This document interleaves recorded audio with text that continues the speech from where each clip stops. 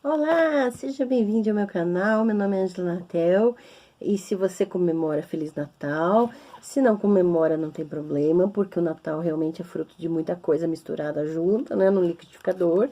Mas eu quero ler, compartilhar hoje uma reflexão, uma leitura incrível, que é o texto do Papa Francisco, da Fratelli Tutti, Todos Irmãos, a encíclica que é lançada por ele. Então, eu quero ler um trecho chamado Horizonte Universal e a partir da própria região. Há narcisismos bairristas que não expressam um amor sadio pelo próprio povo e pela sua cultura. Escondem um espírito fechado que, devido a certa insegurança e medo do outro, prefere criar muralhas defensivas para sua salvaguarda. Mas não é possível ser saudavelmente local sem uma sincera e cordial abertura ao universal, sem se deixar interpelar pelo que acontece em outras partes, sem se deixar enriquecer por outras culturas, nem se solidarizar com os dramas dos outros povos. Esse localismo encerra-se obsessivamente em umas poucas ideias, costumes e seguranças, revelando-se incapaz de admirar as múltiplas possibilidades e belezas que oferece o mundo inteiro, e carecendo de uma solidariedade autêntica e generosa. Desse modo, a vida local deixa de ser verdadeiramente receptiva, já não se deixa completar pelo outro. Consequentemente, fica limitada nas suas possibilidades de desenvolvimento, torna-se estática e adoece. Na realidade, toda cultura saudável é, por natureza, aberta e acolhedora, pelo que uma cultura sem valores universais não é uma verdadeira cultura. Temos de reconhecer que quanto menor for a amplitude da mente e do coração de uma pessoa, tanto menos poderá interpretar a realidade circundante em que está imersa.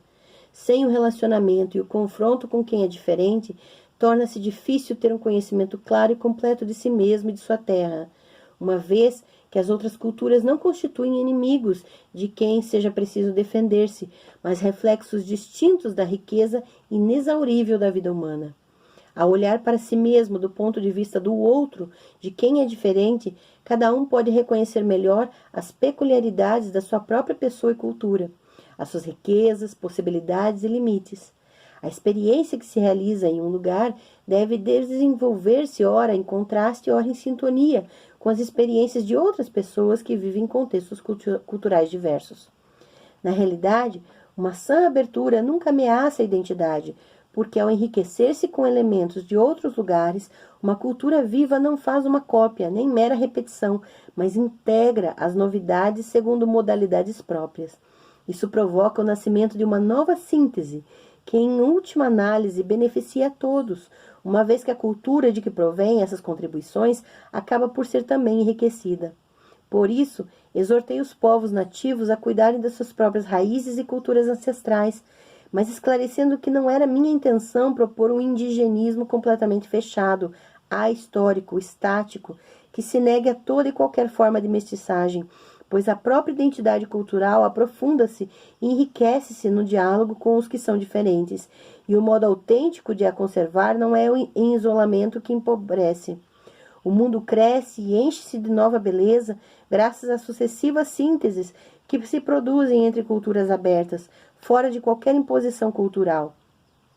Para estimular uma sadia relação entre o amor à pátria e uma cordial inserção na humanidade inteira, convém lembrar que a sociedade mundial não é o resultado da soma de vários países, mas sim a própria comunhão que existe entre eles, a mútua inclusão que precede o aparecimento de todo grupo particular. É nesse entrelaçamento da comunhão universal que se integra cada grupo humano e aí encontra sua beleza. Assim, cada pessoa nascida em determinado contexto sabe que pertence a uma família maior, sem a qual não é possível ter uma compreensão plena de si mesma.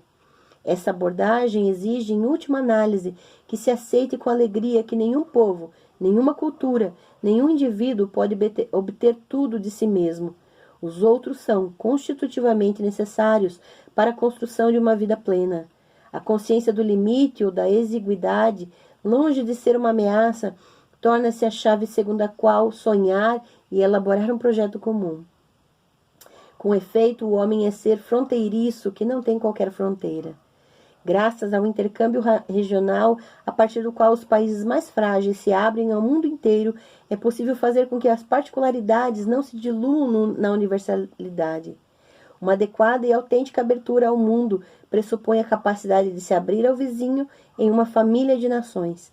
A integração cultural, econômica e política com os povos vizinhos deve ser acompanhada por um processo educativo que promova o valor do amor ao próximo, primeiro exercício indispensável para se conseguir uma sadia integração universal.